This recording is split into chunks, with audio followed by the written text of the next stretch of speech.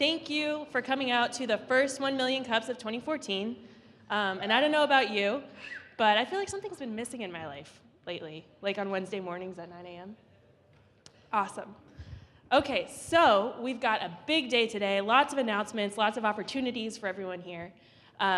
So thank you for making this a priority, as always. Real quickly, 1 Million Cups is a weekly experiential educational program that brings you the stories of 2 startups from the Kansas City area for 20 minutes of Q&A and to answer the question, what can the community do to help you? So real quickly, as we always ask, who is here for the first time today? Awesome, that's great. And one other thing, who knows at least one other person in the room? Everyone? Okay, great. Wow, shocking. So as you can see, this is a really great, vibrant community that we've got going here, but there's always room for improvement. So we're gonna ask you next week to bring someone who has never been to 1 Million Cups before. Not someone who was here 6 months ago and hasn't been back since, but bring someone new, all right? And preferably someone from a new network. So without further ado, you may remember one of our past 1 Million Cups presenters, the Language Project. They're one of the participants in Dream Big America this week. They have a chance to win a ton of great prizes and advice and consulting, so please make sure to vote for them at dreambigAmerica.us. And now it's time for our first presenter. Coach, come on up. This is Coach Daugherty from the Kansas City Shack. They were back at 1 Million Cups, geez, about a year ago now. April of last year, so without further ado. All right, good. I waited the 2 seconds like they told me to, and it works. Sweet. 2014, it's a new year. I hope everyone had a good New Year's. Personally, I was told I had a good New Year's. I've learned something about soccer, and that goes something along the lines of if you organize a soccer team, you will always tell people that you never drink and drive, but that doesn't mean a soccer team will not drive you to drink. So, last year was our first season. To give you a really quick background about us, we are a women's premier soccer team here in Kansas City. We consist primarily of college and post-college players. We are a startup business through and through. What the line I'd tell everybody else is that we started on Twitter, $10 and an idea, and that really cultivated into whatever it is that we work with on today's world. So, got a couple of pretty slides for you because that's what I'm supposed to do in the professional business world. By the way, just to let you know, Twitter, Coach Daugherty, yeah, you can bother me on there, but don't get it confused. I'm not a coach. In fact, I should never be put on a soccer field ever. It was just a really cool name and I wanted to take it. So, with that said, a little recap about us last year. It was our first season. We finished with the league record of 6-3. By the way, there are 70 teams in our league. It is the largest women's soccer league in the world. Terrifying. We were the only new program out of the entire league to actually reach the playoffs. We had 5 players with all conference honors, and then we actually had 1 player with all league honors. And to put that in perspective, she was one of 11 selected out of a group of 2,600 players. Pretty cool. And she played at Park University, so that's kind of neat too. For the postseason last year, we made a couple huge announcements coming right out of the season. We established a new high school academy. Instead of the parents or the players paying $4,000 or $5,000 to play during some academy with the hope of going to college, we found a way to trim that to where they're going to pay close to $150. To play for an academy, and instead of traveling around the U.S. to play all these teams in North Carolina and California, et cetera, that are their age group, they'll actually be playing the local colleges here in the Kansas City area, including Missouri Western, Northwest Missouri State, Emporia State, Mid-American Nazarene, potentially Baker, and a few other ones I'm not thinking of at the moment. But anyway, it was a new concept. It's never been done before in at least the state of Kansas. It is a new idea.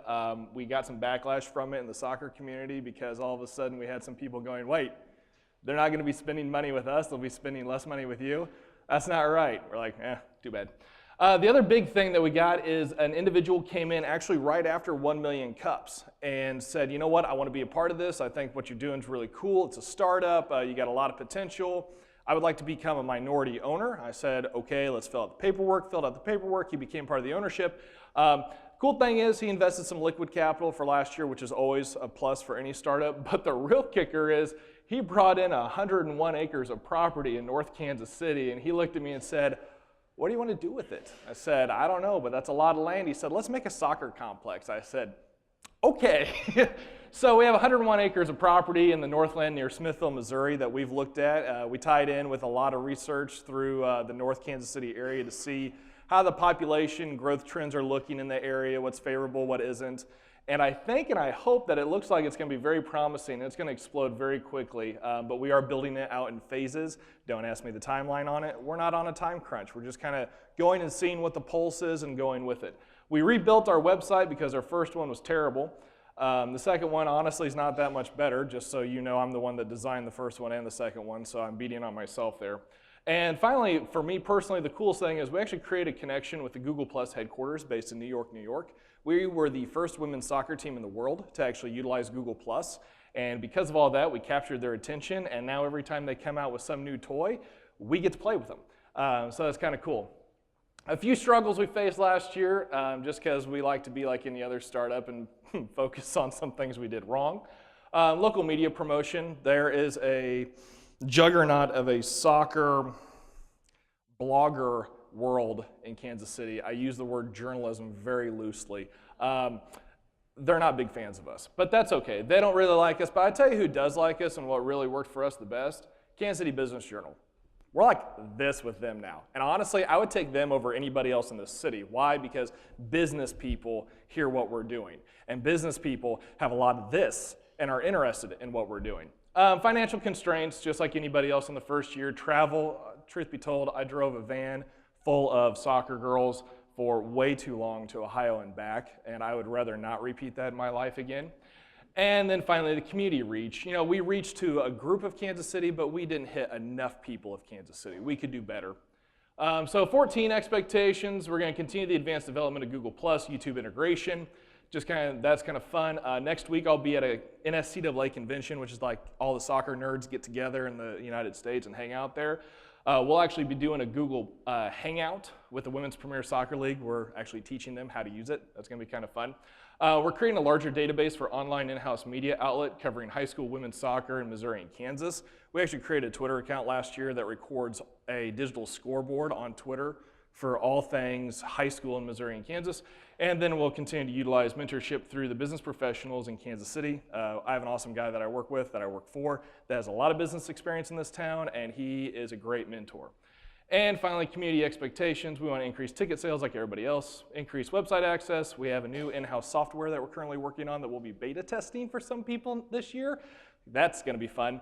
A bigger social media presence and local business partnerships. And that's how you can stay connected with us. Any questions? Here you over here. Sorry. All right, it's time for questions. Who's got a question?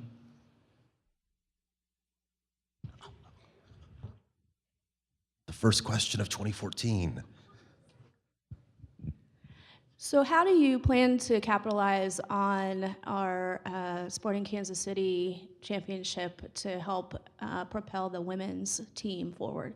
You know, that's a great question. We have a very interesting dynamic in Kansas City when it comes to that perspective because of the fact that we have Sporting Kansas City, we have the Missouri Comets, pro indoor, we have FC Kansas City, which is owned by the same ownership group of the Missouri Comets. That is a professional women's soccer team that is maintained by the U.S. Soccer Federation. Okay, throw that in the mix, right? Yeah, I know, trip in my mind too. And then you've got us. Okay, and they're all separate entities. They don't coexist with each other. They're in the same city, but they don't necessarily partner with one another. So I look at it and say, okay, if we're not gonna necessarily mesh, how can we play off each other? Sporting's a big fish. I mean, there's no doubt in my mind that that is a conglomerate to work with. But you know what? They're nice folks. We know what they do on Twitter. They work with us on Twitter every so often. And you know what? If that's a baby step for us, I'm gonna take it. I think some of the things that we do that coincides a little more with Sporting isn't necessarily play on the field because it is very much two separate entities, but it is the technology and social media integration that we both kind of compel. Sporting Kansas City is kind of a forerunner in the Major League Soccer world for social media and technology. We want to be the forerunner on the women's soccer side of doing the exact same thing. So honestly, truth be told, there's a lot of things that sporting has done in the past couple years that I've looked at, pulled pages out of their book, re-examined, reconfigured, dotted a different I, and then made it to where it's more appealing to a women's soccer brand as well. Other than that, we'll just see where it goes. Awkward silence. Next question. There's one.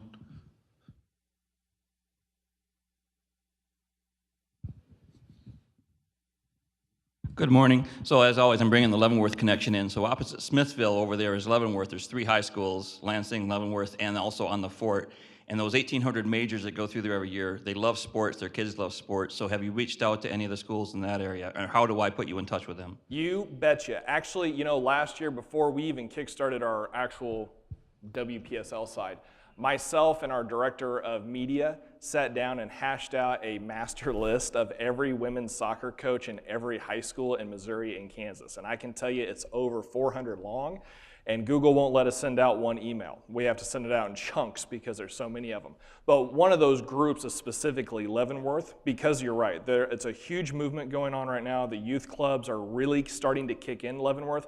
Personally, I live in St. Joseph, so I'm more of a northern person, and I know that once you get north of Leavenworth, soccer fades very quickly. So if nothing else, if we can kickstart a stronger presence of youth soccer development from Leavenworth, Smithville, that line, and start pushing that further north into Atchison, Kansas, and heaven forbid Donovan County, Kansas, then that would be a good starting point. You know, my stance is I don't really care where you're from. I don't really care who you are. I really don't care your background. If you love the sport and you love what we're doing and you want to grow, that's who we're looking for. And Leavenworth is just like that. And the cool thing about Leavenworth that I love about it is even though it's not the biggest city in the world, it is so dynamic. There's like subcultures throughout that city, whether it be on the fort or whether it be throughout the city. There's just different groups of people, and it's so cool because you get to interact with each one of them at a different way. How I would interact with the high school at Leavenworth could be different from how I interact with the high school in Lansing, which will be completely different than how I interact with the folks on the fort. So it gives us a lot of diversity. It allows us to kind of stretch our arms a little bit, stretch our wings, and try to get a better feel of how can we accommodate ourselves to meet different groups of people. And truth be told, just like you said, any connections you have, we want, because we're all about connecting. That's kind of why we're here. Got a question over here to your right. Yeah, what are you doing to push your program onto different segments of the community? I'll tell you what, I'm going to be completely and brutally honest with you, and this one is kind of close. It's kind of close to me on 2 fronts. First, I recognize that inside Kansas City there is diversity. I mean, I'm not alien to that, but I recognize also that as a kid once told me in Guatemala, in the United States, if you're not careful, soccer can become a rich white man's sport pretty quickly. And that doesn't fly too well with me, to be honest. So a few things that we've done is, first of all, our assistant coach works very, very close to the Hispanic community in Wyandotte County, Kansas. And not to be necessarily apologetic, but I believe that the soccer community of Kansas City has dropped the ball on the Hispanic community first front. And I take some of that blame also, because we had an opportunity and we missed it. And now we have to catch up, because I firmly believe that's one group of people in Kansas City that are overlooked, that should be utilized more, that should be reached out to more, that should be accommodated more as well. So I have an assistant coach on staff that is bilingual, because sadly and embarrassingly I'm not. And she has those kind of connections that we've already started work with. We ran a clinic with the Kansas City, Kansas Soccer Association earlier this year, and that was just a foot in the door. And that was just showing people that saying, we're not asking you to write checks. We're not asking you to buy this and this and this. We're just telling you we're here to help train. We're here to help coach. We're here to help learn. We just want to be a part of your experience as well. So that's one side. The other side is, again, where I'm from. Soccer is not necessarily prevalent, but more importantly, money is not prevalent. I'm from a small town between St. Joe and Kansas City, and that stretch in between is kind of feast and famine. There are a bunch of farmers, and it goes one of 2 ways. You either have all the money or you have no money. So one of the things that on the personal agenda for me is to reach out more to those organizations as well. They're recreation clubs, truth be told, and say to them, you don't have to be some club affiliate. You don't have to be the next giant ECNL powerhouse to put 6 kids in colleges, okay? You don't have to be that. All I'm asking is you want to grow the game, you want to work with your community, and we will take all of our resources and work with you on that. And one of the big things that we emphasize a lot to all those youth clubs specifically is social media integration. Because truth be told, in the soccer world, outside of Major League Soccer, which I will tip my hat to them, but outside of that, soccer's still about 10 years behind on technology, especially on the social front. My job, and what I believe is my calling basically, is to bridge that connection. And if I can start that in the youth organizations here in Kansas City, which kind of goes back to a software that we're currently developing in-house, if we can create something along those lines to help everybody, regardless of who they are, reach Kansas City, not just reach parts of Kansas City, then I'm going to consider that a job well done, regardless of how we play on the field. Question back here to your left. Two-part question. First, how do you generate revenue? And second part is, you mentioned ticket sales, which I'm sure that must be one of the ways you generate revenue. You want to increase, where do you play, and why would people attend your games? Those are great questions, and those are the questions that cause me not to sleep at night. Sources of revenue, when we first constructed the overall blueprint of the Kansas City Shock, we asked, how are we going to bring in revenue? Because the first thing that we didn't want to do, we didn't want to outprice ourselves. We didn't want to say, okay, if tickets are $15 or they're $20 and we have 1,000 people show up, we're going to be golden. Well, guess what? People may not pay $20 for tickets. 1,000 people may not show up. You can't throw a dart at the board and say, that's our number. And what we learned real quick with the first season is, in order to build the revenue off ticket sales, okay? To build revenue off ticket sales, it isn't necessarily pricing the tickets high, it's pricing the tickets low so that people look at it and go, that's affordable, and they tell their friends about it. That's the first part, was with ticket sales. Now, as for growing revenue as a whole, ticket sales is the obvious, merchandise is the obvious as well. Now, the difference of last year and this year is who we work with, because I firmly believe that any businesses that we partner with, it is a mutual agreement, okay? Basically, I'm looking at a business and I'm saying, all right, you write a check for X amount of dollars, you get X amount of marketing. I view our soccer program as a marketing tool, as a marketing agency. Last year, people didn't seem to grasp it, and if that's my fault because I didn't portray that enough, shame on me. Now, last night, I was in a meeting for 6 hours with an individual here in Kansas City who is just a good individual to know. All right, let's just put it that way. And I gave him the same exact spiel that I gave for the, 73 different documents I have in my file on my Gmail drive of rejection letters from different companies, and he liked it. And he looked at it and said, that's what I'm looking for. If I want to invest money, that's what I want to invest money in, because he's starting to believe in his industry that it's no longer about radio, it's not about newsprint, it's becoming digital. And he's looking at us saying, you don't have radio, you don't have physical marketing, you based everything off of digital.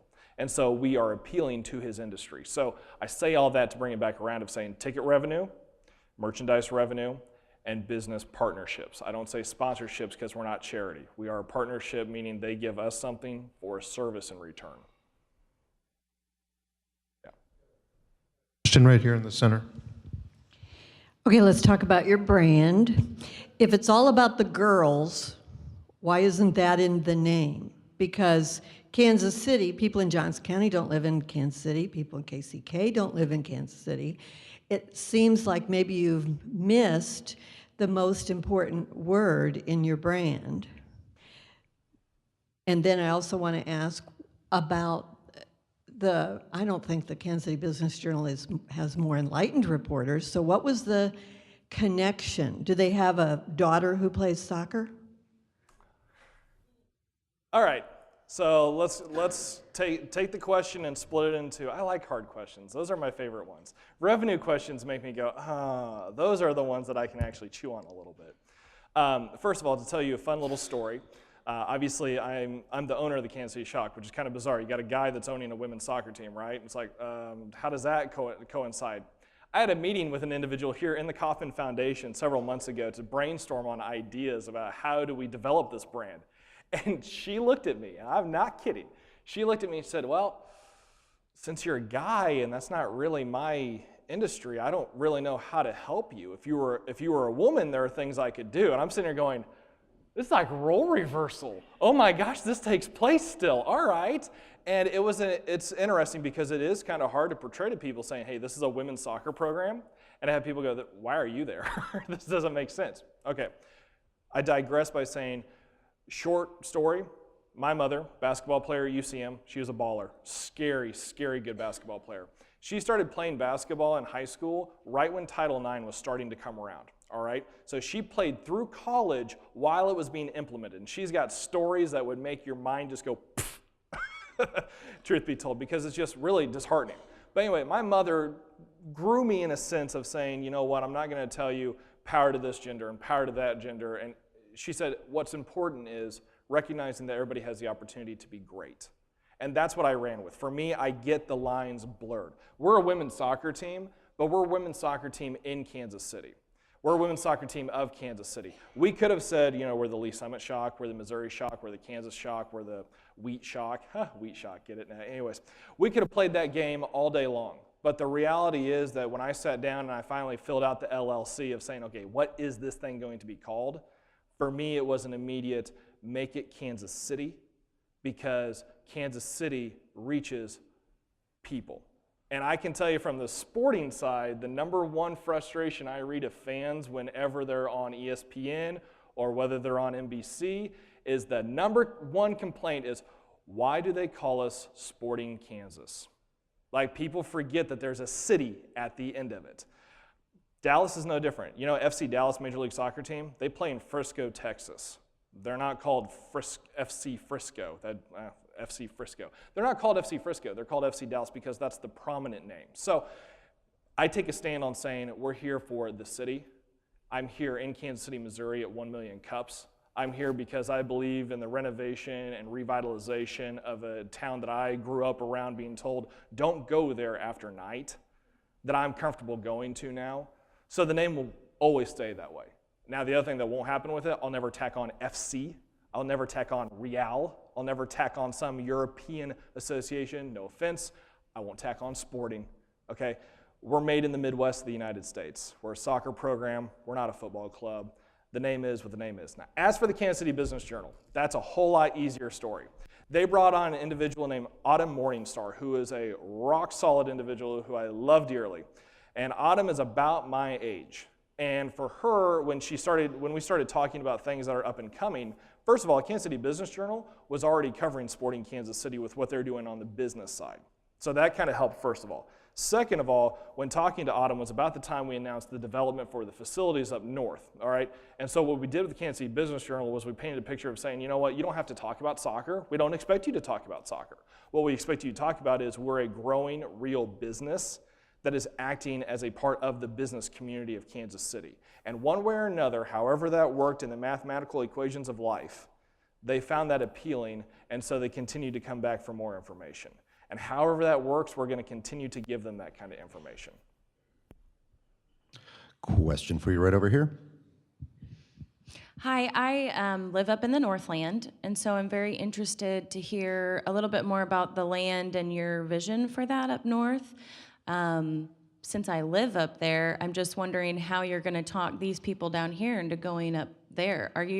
Is the team going to play up there? Are you using that as practice, or are you using that for your youth programs? My brother lives down here, and it's really hard for me to talk him into coming up and visiting me. So I'm sure it doesn't have to do with the company.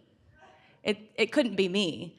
But it's the cold. It's colder up there. No, it's just, when what you were saying, because I know a lot about the Hispanic community in this area, and if you're looking to reach out to the Hispanic community, I wouldn't say that that's maybe your best move, because there's not a huge Hispanic community unless you're calling down from St. Joe to encourage them to come down. So I'd just like to hear your vision a little bit for that. That was a really long question, but there was a lot in my brain. So just talk about the vision. I love soccer. I'm super excited about being up north. Anytime I don't come down here is great for me, so I'd like to hear about that. Your answers are yes, yes, yes, no, and 3.14 3265, okay? To give you a broader scale, because you nailed it on the head when you said, that's up north. And I listen to people on staff with us that live in Overland Park that I have to pull teeth to get them to drive to Lee Summit because they'll say, that's so far away. Okay, I drove from St. Joe this morning. I drove from St. Joe yesterday and the day before. I do it every day of my life. There's a difference between when you grow up in a rural community, you recognize driving is just an asset of life. That's what's going to happen. You keep the vehicle running, you keep it smooth, you always warm it up in the winter, and that's just a fact. Versus somebody who grows up in the urban setting of going, it's just a block down the road. Why do I have to go anywhere else? There are people I met in Overland Park that have never been outside of Overland Park. That's scary in my world. Like, I love hanging out in different places. So the Northland, first of all, I think what's on the business side, what's most prevalent for us is we own the property outright. That's the number one thing. We've got 101 acres that we own. That's just, I mean, that's so much red tape that we don't have to work with now, so that's kind of appealing, all right? Second of all, obviously you've got the Overland Park Soccer Complex, which is massive. And if anybody's been on 470 lately, you've noticed there's been a lot of earth being turned over by Lee Summit. That's another soccer complex that'll act as a spillover for the Overland Park Soccer Complex, all right? So that's at least 2 large complexes going into Kansas City, but here's the deal. They're south of the river. Now, in between the time of working with soccer and when I actually vacated my job of Subway several months ago, whatever, I took some time and I went back to teaching because that was my first passion and that's what the state of Missouri says I can do. So I went back and I started talking to kids, and I actually worked specifically in the North Kansas City School District because I wanted to get a feel for them on what is your thoughts, what are your parents' thoughts on something coming into the Northland of that magnitude.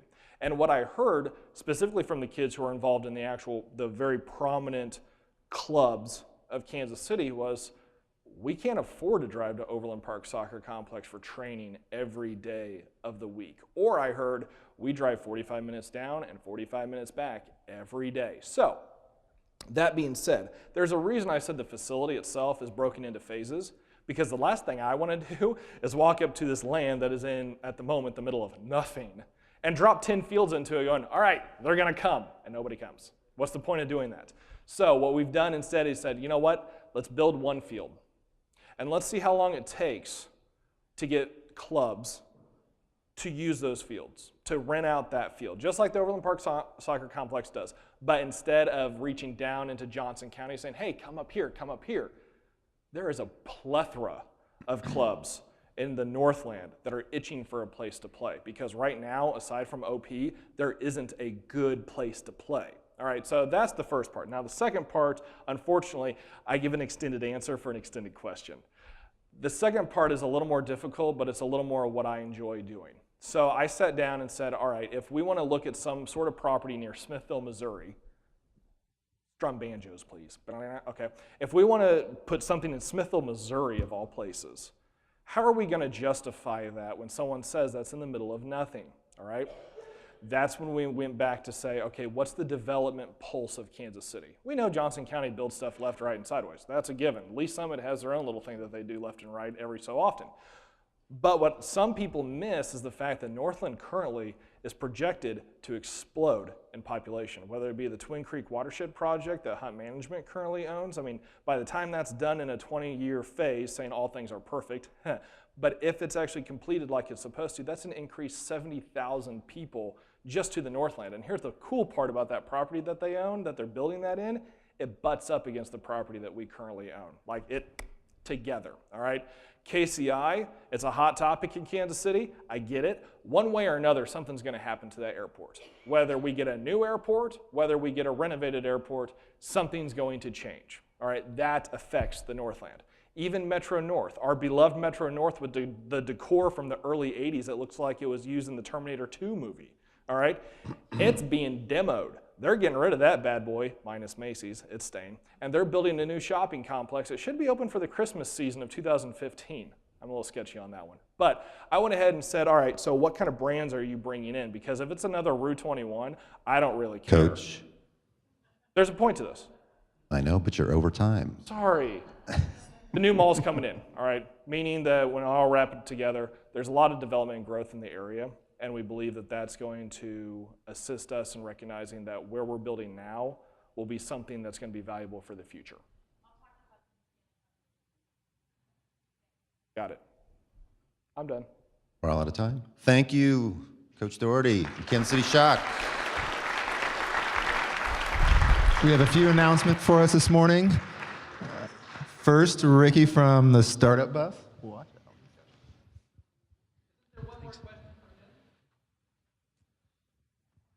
out. There would be, but we ran out of time. We don't get to help them. What's up, Kansas City? I know it's early, but you can do a little better than that. What's up, Kansas City? I'm Ricky. I'm with the Startup Bus. Startup Bus is a competition where teams conceive, build, and launch a startup on a road trip to Austin, Texas over 72 hours. If that sounds amazing to you, thanks in part to a sponsorship from Kauffman Foundation, one of the buses this year is leaving from Kansas City. I'm the conductor, so you can spend 72 hours on a bus with me. I thought there would be applause. Really, it's an amazing experience. I did it from New York 2 years ago. People say this, it's cliche, it changed my life. I learned so much about myself building a company in this compressed time with complete strangers. So if you're a developer, a designer, a hustler, and you think that sounds like fun, there's two things you can do. First, I'm having a meetup at Snow & Company in the Crossroads tonight at 5:30. So come by, grab a drink, hang out, learn more about Startup Bus. Second, if you are already tired of hearing me talk, which I'm not offended, you can just go to startupbus.com and apply for the bus today. And it's rolling applications, so the sooner you apply, the sooner you can find out if you're on or not. And whether you want to go on or not, follow Startup Bus KC on Twitter to stay up to date with everything we're doing. Thanks. Thanks, Ricky. Next up, Downtown Council. Good morning. I'm Mike Hurd, and this is Ann Holliday, and we represent the Downtown Council of Kansas City. And we're here to really invite you to our annual luncheon this Friday at the Grand Ballroom of the Kansas City Convention Center. And we wanted to take advantage of the opportunity to talk to you at 1 Million Cups today because our program is about entrepreneurs, creative businesses, startups, and all talking about the blossoming innovation district of Greater Downtown, including the Crossroads and Central Business District and the River Market. Our program, which is featured here, includes some people, some you know and some I think it would be good for you to know. Our program will be introduced by Tom McDonald here at the Kauffman Foundation, and then we'll have a conversation with Kevin McGinnis, the architect of the Sprint Mobile Health Accelerator, with Rob Heineman, the managing partner of Sporting Innovations, Mayor Sly James, and it will be moderated by Crosby Kemper, the executive director of the Public Library. You know, this week, Techie.com, the internet magazine, named Kansas City one of the 10 most promising tech hubs in the United States. And that's what this program's going to be about looking to downtown to continue that work for your business or for your partners. And I'll turn this over to my colleague Ann to briefly tell you about ticket availability. Thanks, Mike. The bad news is registration is closed for this event. The good news is I've saved aside tickets for startups, entrepreneurs, and people that participate in 1 Million Cups. So if you can see on the screen, if you're interested in attending, you email me at ann@downtownkc.org, mention 1 Million Cups, and I've got room to squeeze a few more people in the event if you're interested. Oh, and if you can't make it and you want to listen, we'll be discussing the event at #DowntownKC and also putting information up at downtownkc.org. And those tickets, those extra seats that are available will be at no cost because I know our startups are often very cost conscious. Thank you. Thanks, guys. Next up is Wendy with the Kauffman Foundation.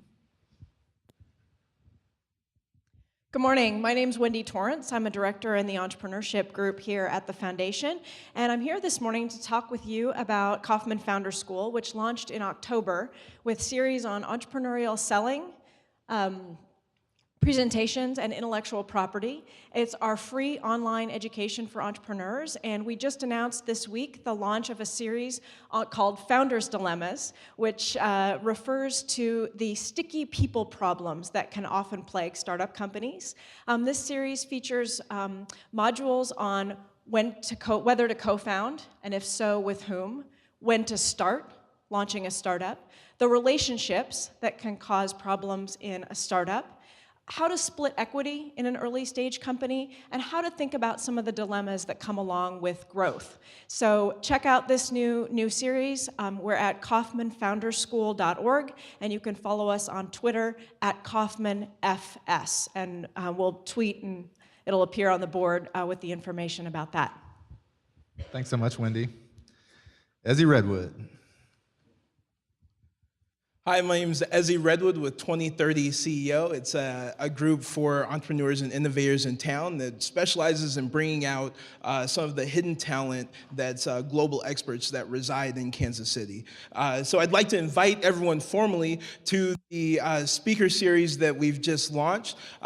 This will be the second meeting. It'll be next Wednesday, 5:30. It'll always be the third Wednesday of the month. And it's important for anyone who has a product or who has a service that they want to get advice on how to market that so it markets itself to come to this event. So we have Corwin Stroud, a world-renowned designer. He designed 7-Up, designed a lot of W Hotels, and we have the Hearst brothers who launched a company that has sold to Google and have had 4 other companies before, most recently being finalists for the Twinkies brand. So come out. It's Wednesday, 5:30 p.m. at Snow & Company, and I'll have flyers with me at the back. Thank you.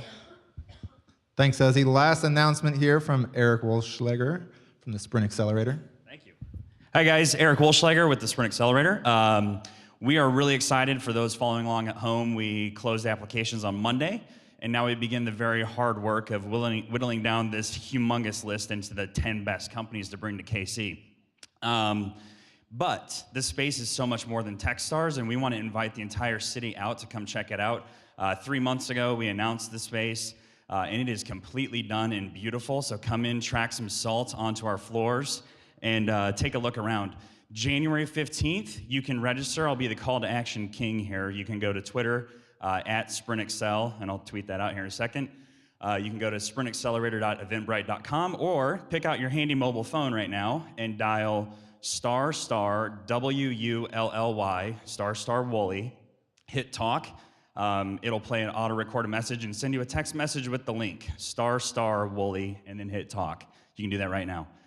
We'll see you guys on the 15th, and talk to you then 3 to 7 p.m. Just stop by whenever you want to. Thanks, Eric. I get the privilege this morning of introducing a very cool KC startup that is working to manage the world's predictions. A big goal. They've, in a short amount of time, they've managed to put together a pretty impressive resume, graduating from Digital Sandbox, getting funding from SparkLab KC, and even some private funding. The big news is that they are in the App Store, so you can download Knoda if you have an iPhone. You can do that while they're presenting. We predict that you will. Yes. All right. Go for it, guys. Thank you.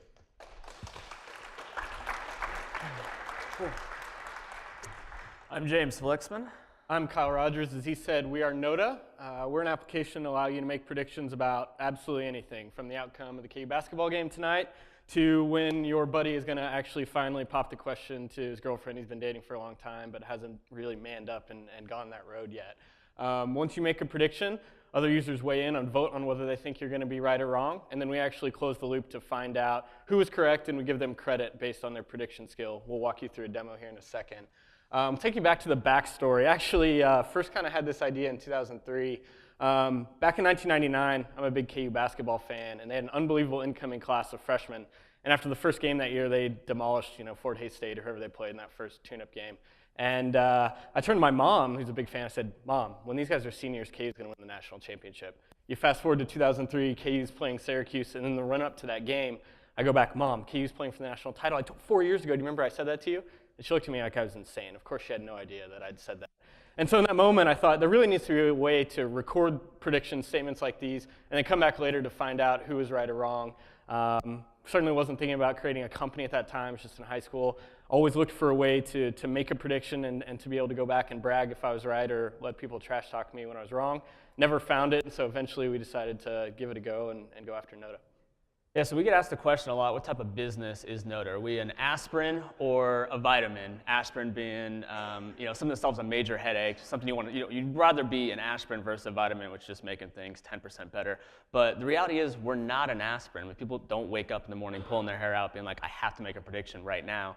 We like to think we're more like an illegal drug such as crystal meth. I mean, we want to try to create an addictive experience. I mean, we want people on 5, 10, 15 times a day constantly. We want Knoda to become an addiction. Knoda is a social experience built on competition. If Kyle makes a horrendous prediction, which is actually quite frequent, he's held accountable on Knoda. If he makes an incredible prediction, he has his Nostradamus moment, he earns bragging rights on Knoda. We want Knoda to become the official record book of predictions. How are we going to do that? Let me show you a quick demo. Yeah, well, he's hooking that up there. As they said, we're in the App Store, Knoda. Go ahead and download it. Also, if you're not on iPhone, you can go to knoda.com/1MC and reserve your username. Pro tip, get your first name. Lots of them are still available. We just launched a month ago. So you can get a pretty sweet username at this point. All right, so it's a feed very similar to Twitter. We try to make it really cool to agree or disagree, to vote on a prediction. So you can swipe one way to agree on a prediction, swipe the other way to disagree. You can click on a prediction to view the details of it. So you can view comments, you can view a tally, people who have agreed, disagreed with you. You can also share out to social media and then find similar predictions. In terms of making a prediction, I won't make one because I don't have time. But you can literally make a prediction on absolutely anything. So you can make one on just KU game tonight, KU wins by 10 or more points, select a category, and then we have 2 dates. So the first one is the voting end date. The game tonight is at 6 o'clock. You don't want somebody voting on it at 7:45 when KU's already up by 20, or based on how they're playing, probably down by 20. So you want to set the voting end date for when the game starts, 6 o'clock. And then we set a second date for the actual result. So I'll know, the 2-hour game, probably know the result at 8 o'clock. And so how this comes into effect is, just show you real fast. We have an activity feed just kind of showing you everything that's going on, people commenting on your predictions, when you're winning, when you're losing, and then when your prediction expires. So going back to that KU example, at 8 o'clock tonight, if I had made that, I would get a push notification, and then on my activity, I would see this exclamation point, and it would show my prediction has expired. This is one I actually made. That was quite wrong. So I can kind of show you how we do the crowdsourcing. So we crowdsource all the results. We crowdsource the actual predictions and the results. So it says, was your prediction correct? Yes, no, or I don't know. I click no, and I see that I lost. In terms of points, you get more points. You get more points for obviously winning and more points for long shot predictions. If you make a prediction Royals are going to win at least 10 games next year, well, you shouldn't get too many points for that because it's a cupcake prediction. But if you say Royals are going to win 95 games and they actually win 95, you should get a lot more points for that. In terms of trying to control the community, we have a BS button so that if somebody lies on the result of a prediction, you can tap the BS button, and we have an algorithm on the back end that'll switch the result.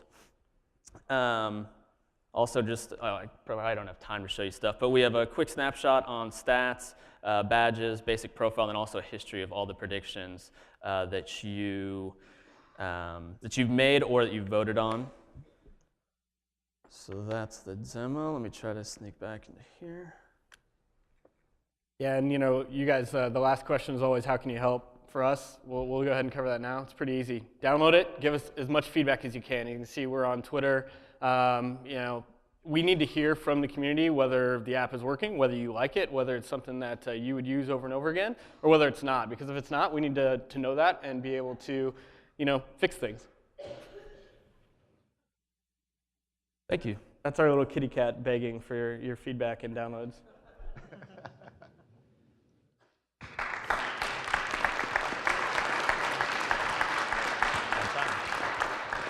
All right, we've got a question right here. Nice stuff. 2 questions. One, can you explain the logo? I've always been curious about what the plutonium logo comes from. And also, how do you monetize this thing? Sure. Yeah, I'll do logo. You can handle monetization. I'm a big fan of just simplistic logos, and we were working with our designer. I wanted to do something just simple, iconic that could be slapped on a TV someday and just be very recognizable. We played around with a lot of different concepts. We really liked the hourglass that represented time, making a future prediction. The other thing is the two sides of the hourglass can kind of represent the two sides of a prediction, whether you're going to agree or disagree with it. So we just, in terms of the green, we just randomly were like, okay, every app is blue, so let's maybe just get a green app. There wasn't really much of a rhyme or reason for that one. I probably need to come up with some idea, but that's the origins of the logo. We just liked how simple it was. And then actually the first thing too is somebody was like, oh, it looks kind of like the nuclear logo. And we were like, or the radioactive logo. We're like, wow, that's kind of cool. We looked at it, and it wasn't quite similar enough, so we thought we were okay, so. Yeah, and in terms of monetization, that's where the green comes in. No, we look at ourselves similar to other social apps where we'll have kind of advertising and sponsorships. The way we think we can be a little bit different in there is because of the feedback loop nature of what we do, someone is right or wrong on every piece of content that comes through the system in terms of prediction. And so we think we have an opportunity to go down a road that is more providing value back to our users based on making money than some of the other social apps out there that you can obviously get ad fatigue when you go in. Facebook, if their algorithms are off and they show you too many ads, you can start to get a little bit annoyed. So one of the things we'll look at is using Sporting KC as an example. Ivy Funds is their jersey sponsor. Maybe Ivy Funds wants to come in and say, we want to sponsor all of the Sporting KC predictions on Knoda. They would have some experience where they would kind of own that, and then if you got a correct prediction in a given week or a given month, maybe Ivy Funds gives something back to you based on being correct on a prediction. So that's something, an opportunity that we think we have that maybe some of the other social apps haven't been able to. And then we would have more standard things the way you see Twitter monetizing with promoted accounts, promoted predictions, and those sorts of things. The second one is really licensing the content, and Flex kind of alluded to having the logo on a TV screen, and so we can see our content being embedded into news websites, into a TV program such as Bachelor, Bachelorette, or The Voice, making predictions around what's going to happen in that episode that day, and we think there's some revenue opportunities in there. And then downstream, if we hit scale and have millions of users in this thing making lots of predictions all the time, there's a lot of really interesting data that starts to be created from that community. You can start to look at trend data on who's predicting the outcome of something. We always talk about iPhone. When that's coming out right now, there's a ton of Twitter chatter before the iPhone launches. And there's probably some predictions that are out there. On our service, you would actually have a line drawn in the sand on whether the community thinks that the iPhone is going to flop or whether they think it's going to do well. And if it's something that the community kind of as a whole predicts is going to fail, well, that's probably information that that company, in this case Apple, would want to know. And they either need to look at their product development roadmap or they need to minimum look at their marketing communication strategy around that, because why do people think they're going to flop and they're communicating this? So those are kind of the three buckets of monetization for us. Tracy's about jumping out of her seat here with a question. So. In the first place, for all of you, if you have a logo, protect it. Don't say it's close enough but different. Put a register or a trademark or a copyright, and then you have a little time to go actually legally do it, but don't let it get away from you. We do need to add the TM. In the second place, your name is Goofy, and you have to spell it. I don't have to spell Google or Bing or Twitter. You don't? Well, now you don't have to spell Google. You did it first. You probably had to spell Google once. No, I could spell Google phonetically because I am from Iowa. Touche. I also got confused because last night I did some homework and I looked up NodaFuture.com and it went to IMHO, and those people have 6 misspelled words on the front of their website, so that's going to hurt you. You need to drop that future part if you're going to stick with this name. Because the guy, one of the guys that you're following on that one claims that he was an OBGYN. Well, now that would be illegal. And he mentioned when you followed him on Twitter that he'd had 2 bowel movements this morning. So too much information. So I would dissociate myself real quickly from Knoda Future. But you're going to end up spelling the rest of your life unless you think of another name. But the logo's good, the concept rocks. I hope you'll block Craig Glazer and Harley from KC Confidential website, because they're all about sports predictions, and so that's like a blog, Yep. But I think your concept rocks. Awesome. Thanks. Great question. Got a question over here to your left. So I've tried the app. It's really cool. I hate that I have another app to play with on my phone, but it's kind of addictive. This seems like it could become a black market for like gambling. So have you thought about how you might be able to monetize that? Maybe integrate Bitcoin, you know? It's a good question. We're on the internet right now, so I probably shouldn't say too much about that. No, we certainly, a lot of people ask that question. You know, the idea stems from sort of betting without betting money. So yeah, it's definitely something that we've thought about. Obviously, in the U.S., the legalities of that are a little bit questionable right now. For now, we definitely stay away from it. If that ever changed and it maybe became less of a regulated industry, something to consider. But yeah, there are some opportunities. Our data could certainly feed into people who are making lots of bets in you know, Vegas or wherever it's legal. And so the data side of it, I think there may be some integration in legal ways. And that's really where we'll stick for now. But it's a big industry. We definitely use it to validate the idea of people making predictions. Because clearly, if you're willing to put your money on the line for something, that's you know, pretty clear interest in having that activity. So something that could be down the road potentially, but not until the laws change probably. We've got a question right here up in front.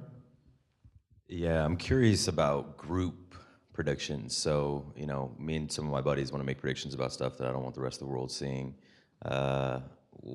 Is that possible on the app? And if not, then As when? of today, no, but I'm glad you asked. We're working on that. Well, we're working on Android and web right now, so those will be ready towards the end of February. And then the next piece will be groups. So yeah, I mean, we've had a lot of people come up to us and say, hey, I've got like a group of friends, there's 20 of us, want to make predictions, but just kind of keep them within our circle of friends. We've also had some bigger groups, such as one of the supporters groups for Sporting KC, who said, you know, we want to have a group just making Sporting KC predictions. And so it's been to the top of our roadmap. We're tackling it now. We'll start development in February and hopefully have it ready for a March rollout. Thanks for the softball, Christian. Question here in the back.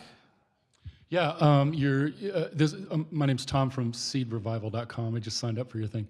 But as far as database, stability, security, scalability, the timestamp aspect, I think the time-stamped predictions is so huge, and I know you know that, but so what are you going to do about securing the database, making it repeatable, and are you working with Google, for instance, on some of the stuff?